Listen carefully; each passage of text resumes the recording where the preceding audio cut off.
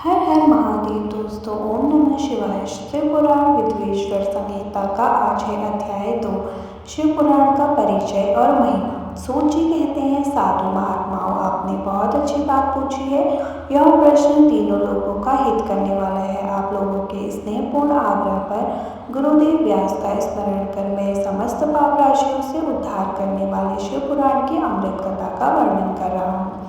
यह वेदांत का सार सर्वस्व है। यही पर लोक के परामर्श को देने वाला तथा दुष्टों का विनाश करने वाला है। इसमें भगवान शिव के उत्तम यश का वर्णन है। धर्म, अर्थ, काम और मोक्ष आदि पुरुषार्थ को देने वाला पुराण अपने प्रभाव की दृष्टि से वृद्धि तथा विस्तार को प्राप्त हो रहा है। शिव पुराण के अध्ययन से कलयुग के सभी पापों में लिप्त जीव उत्तम गति को प्राप्त होंगे। इसके उदय से ही कलयुग का उत्पादन शांत हो जाएगा। शिव पुराण को वेद तुल्य माना जाएगा। इसका प्रवचन सर्वप्रथम भगवान शिव ने ही किया था। इस पुराण के 12 खंड हैं। नाम भेद या भेद है। यह 12 संहिता है। 1 विश्वेश्वर संहिता, 2 रुद्र, 3 विनायक संहिता, 4 उमा संहिता, 5वां सहस्त्रकोटि रुद्र संहिता, 6 एकादश रुद्र संहिता, 7वां कैलाश संहिता, 8वां शस्त्र रुद्र संहिता, 9 कोटि रुद्र संहिता, 10वां मात्र संहिता, 11वां विविया संहिता तथा 12 धर्म संहिता। विद्वेश्वर संहिता में 10,000 श्लोक हैं। रुद्र, विनायक, उमा और मात्र संहिता प्रत्येक में 8,000 श्लोक हैं। एकादश रुद्र संहिता में 13,000, कैलाश संहिता में 6,000, शस्त्र रुद्र संहिता 3,000, कोटि रुद्र संहिता में 9,000, सहस्त्र कोटि रुद्र संहिता 11,000, वायव्य संहिता 4,000 तथा धर्म संहिता में 12,000 श्लोक हैं। मूल शिव पुराण में कल 1,00,000 श्लोक हैं, परंतु व्यास जी ने इसे 24,000 श्लोक में संक्षिप्त कर दिया है।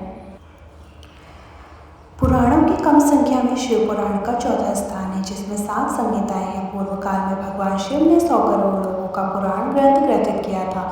सृष्टि के आरंभ में निर्मित यह पुराण साहित्य अधिक विस्तृत था। द्वापर युद्ध में द्वैपायन आदि महर्षियों ने पुराण को 18 भागों में विभाजित किया। 4,00,000 श्लोक में इसको संक्षिप्त कर दिया। इसके उपरांत व्यास जी ने 24,000 श्लोकों में इसका प्रतिपादन किया। वह वेद तुल्य पुराण विद्वेश्वर रुद्र संहिता, सहस्त्र रुद्र संहिता, कोटि रुद्र संहिता, उमा संहिता, कैलाश संहिता और वायव्य संहिता नामक 7 सताओं में विभाजित है। वह 7 सताओं वाला शिव पुराण वेद के समान प्रमाणिक तथा उत्तम गति को प्राप्त करने वाला है। इस निर्मल शिव पुराण की रचना भगवान शिव द्वारा की गई है तथा इसको संक्षेप में संकलित करने का श्री व्यास जी को जाता है। शिव पुराण सभी जीवों का कल्याण करने वाला, सभी पापों का नाश करने वाला है। यही सत्पुरुष को कल्याण प्रदान करने वाला है। यह तुलना रहित है तथा इसमें वेद प्रतिपादित अद्वैत ज्ञान तथा निष्पट धर्म का प्रतिपादन किया गया है।